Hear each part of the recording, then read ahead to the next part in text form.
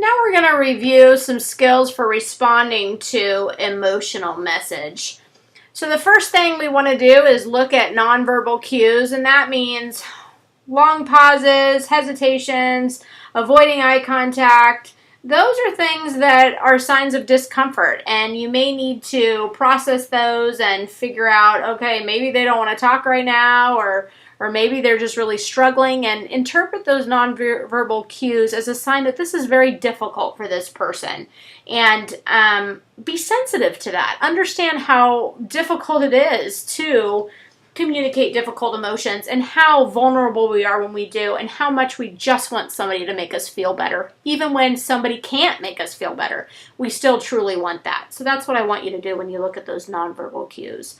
And then you're going to look for cues about what to do. This one's crazy to me because it's like, gosh, that's so hard. I mean, sometimes it's very clear that if somebody's overwhelmed and they are really struggling, and there's an illness or a death in the family, you know that you should probably offer to bring them food, right? That's kind of a societal norm that we have. But there are often times when you just have no idea what the other person wants you to do. I will tell you this, that giving advice to somebody is never a good idea unless they say, I would like your advice. And I think that as a society, what we've done is we've just assumed that we are Dr. Phil, and we have all of the tips that somebody needs to live a successful life. And that is not true. And none of us are living such a great life that others could benefit from our wisdom. And I think that's self-centered. I think it's ethnocentric to assume that we have all the answers.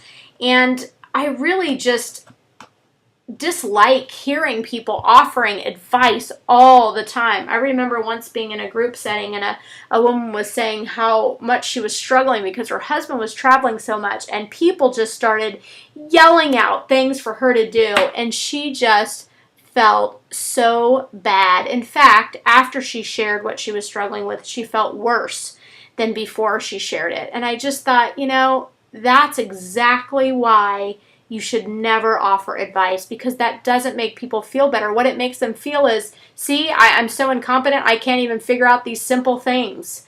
They just want you to say, I'm so sorry, that must be difficult. Sometimes, if they ask for your advice, well, by golly, give it to them. But you don't want to solve other people's problems all the time. It's not supportive all the time. Sometimes it is, but sometimes it's not.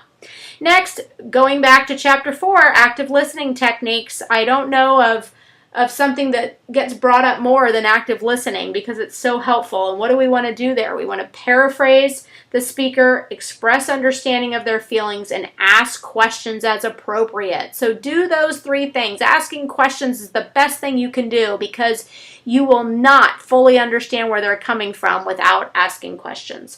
Next is empathize with them. Try to see it from their point of view. Don't say, oh, it's okay, it's not that bad, or good, he left, he was a jerk anyways, or don't cry, it's so not worth it, or don't be upset over that jerk.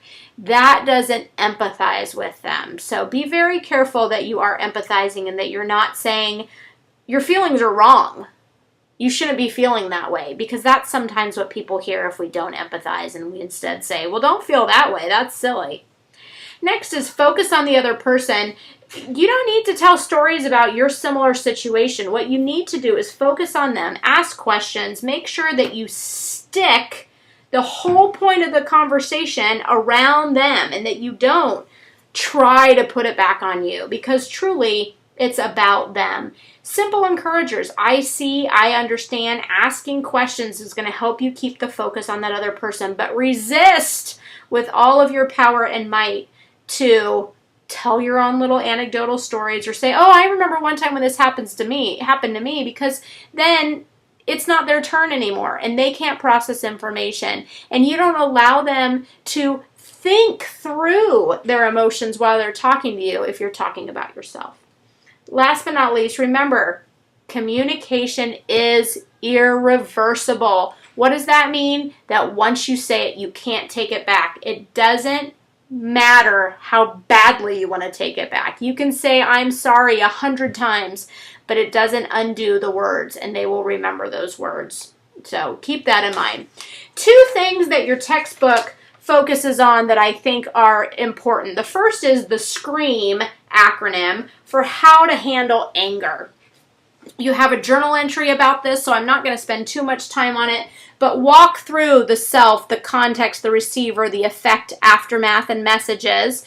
Make sure that you review pages 188 and 189 so you clearly understand what you have to do in all of those 6 steps. More importantly, please do not leave out definitions. What does self mean? Self means I need to find out how important this matter is to me. What does context mean? It means, is this the right time and place for me to express my anger? What does receiver mean? Am I expressing my anger to the right person? I'm mad at my boss. I come home and yell at my husband.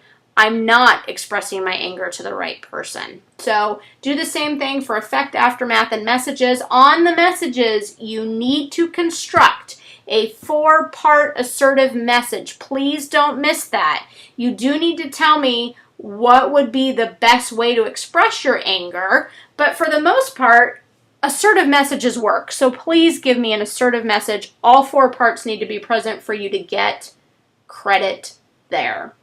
I think it's important that we reduce our anger here. We don't always have to avoid our anger or just scream and rant and rave because we're angry. What we need to do is reduce the anger, and that's what SCREAM does for us. It helps us to reduce the anger before we go off the deep end.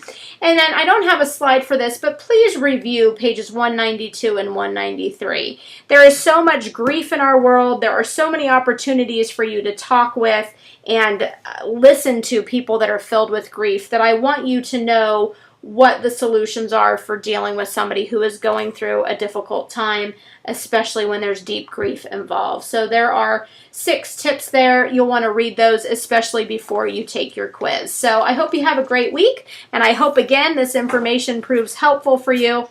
I know that the SCREAM acronym has been very helpful in my own life. So take care, and we'll talk to you soon.